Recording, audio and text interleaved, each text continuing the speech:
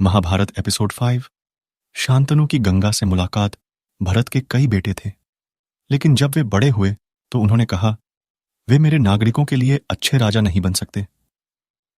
यह पहली बार था जब किसी राजा ने ऐसी बुद्धिमत्ता दिखाई जहां केवल जैविक संबंध ही राजा बनने के लिए पर्याप्त नहीं थे।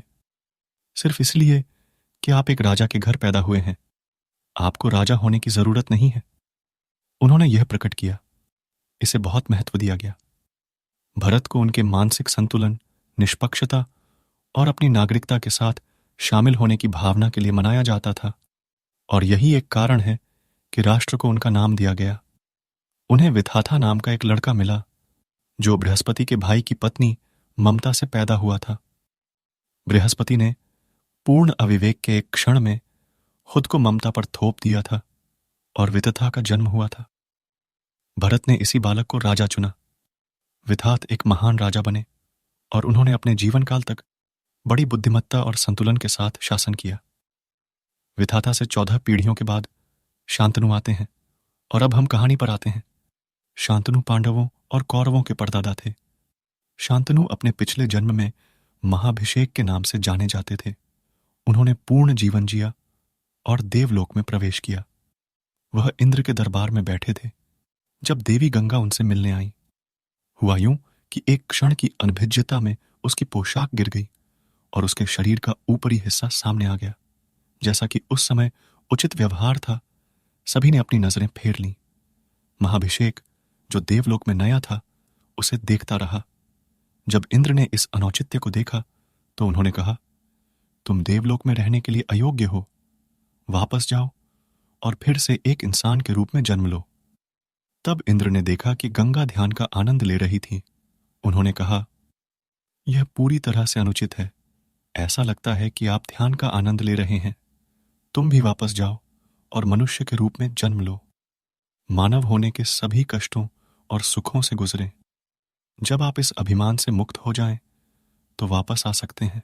तो शांतनु को गंगा से मिलना है, लेकिन उन्हें इसकी जानकारी नहीं है, क्योंकि उन्हें पिछले जन्मों की यादें नहीं हैं। लेकिन गंगा ने उसकी यादें बरकरार रखी थीं और उसे अपनी ओर खींचने की कोशिश कर रही थी, परंतु वह राजा होकर सर्वत्र भटकता रहता था। शांतनु एक अच्छा शिकारी था, और जब वह शिकार करने जाता था तो उस कार्य से वह इतना एकाकार हो जाता था कि उसके लिए उसका शिकार ही उसकी पूजा बन जाता था। एक बार वह कई हफ्तों के लिए गंगा के किनारे शिकार करने गया था, लेकिन वह शिकार में इतना तल्लीन था कि उसने नदी की ओर ध्यान ही नहीं दिया।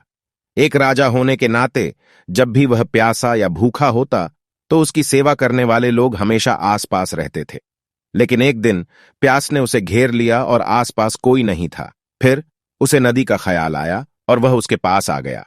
उसी समय गंगा एक महिला के रूप में नदी से उठी, और जब उसकी नजर उस पर पड़ी तो वह पूरी तरह से उसके प्यार में पड़ गया। शांतनु ने उससे विवाह करने की प्रार्थना की। गंगा सहमत हो गई, लेकिन उन्होंने एक शर्त रखी, मैं तुमसे शादी करूंगी, लेकिन चाहे मैं कुछ भी करूं, तुम्हें मुझसे कभी नहीं पूछना चाहिए कि मैं ऐसा क्यों कर रही हूं। महिलाओं द्वारा इस तरह की स्थितियां स्थापित करने का इतिहास है। कौरवों में सबसे पहले पुरु को एक अप्सरा उर्वशी से प्यार हो गया, और जब उसने उससे शादी करने के लिए कहा तो उसने कहा, 2 शर्तें हैं। एक शर्त यह है, मेरे पास कुछ पालतू बकरियां हैं। आपको हमेशा यह देखना चाहिए कि ये बकरियां सुरक्षित रहें, चाहे कुछ भी हो। यदि तुम्हें अपनी पूरी सेना का उपयोग करना है तो तुम्हें मेरी बकरियों की रक्षा करनी होगी।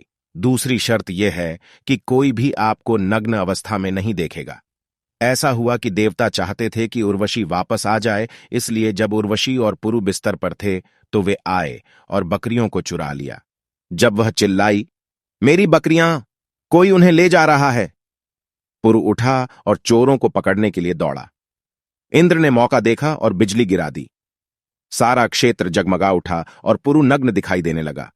उर्वशी ने तुरंत कहा, तुमने शर्तें तोड़ दी, मैं निकल रही हूं, और वह कभी वापस न आने के लिए चली गई। इतिहास में समय के साथ जैसे जैसे कुछ चीजें बदलती हैं, महिला पुरुष पर उचित या अनुचित शर्तें निर्धारित करने की क्षमता खो देती है।